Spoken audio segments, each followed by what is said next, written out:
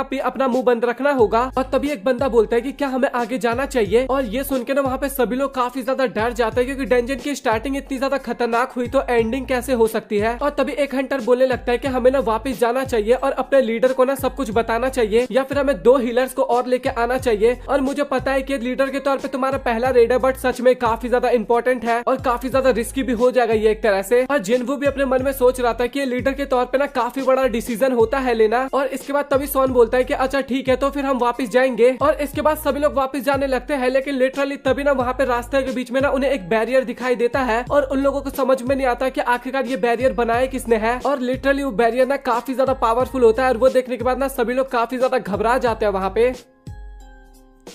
और इसके बाद क्या होने वाला है ये जानना है आपको तो भाई वीडियो का वेट करो, अगली वीडियो में मैं वो सब कुछ आपको बताऊंगा। और साथ ही इस एपिसोड के अंदर ना मैंने काफी ज्यादा चैप्टर्स को एक्सप्लेन किया, मतलब कि इस वीडियो में मैंने 7 से 8 चैप्टर को एक्सप्लेन किया हूँ। और सेम एनिमेशन में भी ना ऐसा ही हो रहा है, कभी 3 चैप्टर ले लिया जा रहा है तो कभी 5 चैप्टर ले लिया जा रहा है तो कभी 7 चैप्टर ले लिया जा रहा है। तो इस कारण कुछ पता नहीं चल रहा है कि लगभग कितने चैप्टर एक एपिसोड में एक्सप्लेन करना चाहिए। और मैं ना अब मैक्सिमम सारी वीडियोस ना इसी तरीके से बनाने वाला हूँ और वीडियो ना 30-30 मिनट लंबी भी हो सकती है। तो आप सभी से रिक्वेस्ट होगा कि आप ना वीडियो को पूरा एंजॉय करना और वीडियो आपको काफी ज्यादा मजेदार लगने वाला है। मैं उसमें अपना पूरा जान झोंक दूंगा भाई। बैटल के टाइम पे आप फील भी कर पा रहे हो कि मैं कितने जोश में बोल रहा हूँ, क्योंकि बैटल हो इतना ज्यादा जबरदस्त रहा है तो जोश में बोलना ही पड़ेगा। और अगर आप लोगों को वीडियो पसंद आए तो वीडियो को लाइक कर देना और चैनल को सब्सक्राइब कर देना और मिलता है आप लोगों से अगली वीडियो में, तब तक के लिए गुड बाय।